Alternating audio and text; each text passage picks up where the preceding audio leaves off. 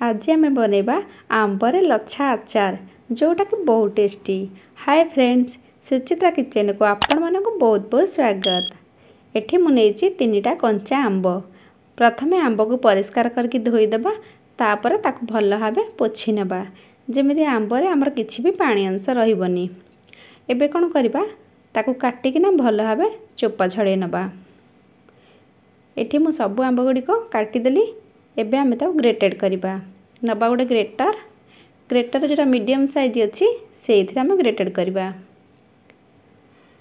से जमीती लच्छा परी पूरा लंबा लंबा एमती सरू सरू परी बाहर। बास यहीपरी आम 3टा जाक आंब को करदेबा। ये मु सब आंब गुड़ी को करदेली। एबे कौन करबा, नबा गोटे पैन, से आंब गुड़ी को ए पैन दे देबा। आपण माने चाहिले कड़ेरा को करि परिबे, किंतु जोटा टिके मोटा थिबो तळे सेही परि बासन रे कले तळे किछि भी लागिबनी।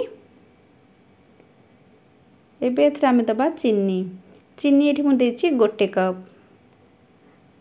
एठी गुड़ मु देबी हाफ कप। जेतिके चीनी देबे ता आधा गुड़ देबे, नले आपण माने खाली गुड़ रे को बनै परिबे, नले खाली चीनी रे भी बनै परिबे। एबे सब टिके भल है ताको मिक्स कर देले। एमती भल है मिसेला पर आमे ताको गैस रे बसेबा। एटी भल भाबे मिसीगला।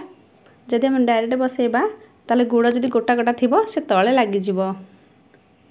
एबे आमे ताको भल है भाजी नेबा जेमि चीनी आ गुड़ हमर भल भाबे मेल्ट हे जिवो।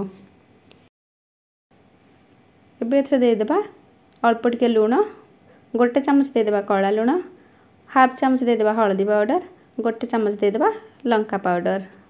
एबे सब भल भाबे एमती मिसई देबा टिके मसला सहित आंब को। गैस रे फ्लेम गोटे मीडियम कर देबा।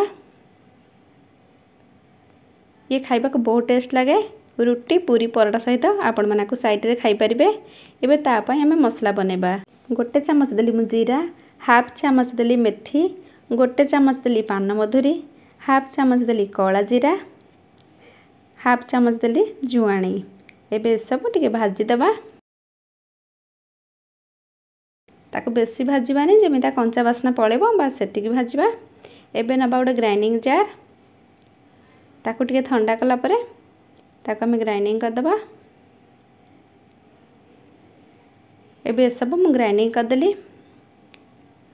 एबे से मसला को आंबर दे बहुत भल भाबे मिसई देबा। या को बेसी गाढ़ा करबानी, एतिक थिकनेस रखिबा।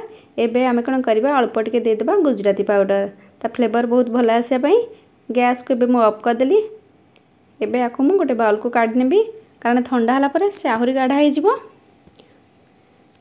बस रेडी हे गला आपण मानकर मैंगो लच्छा आचार।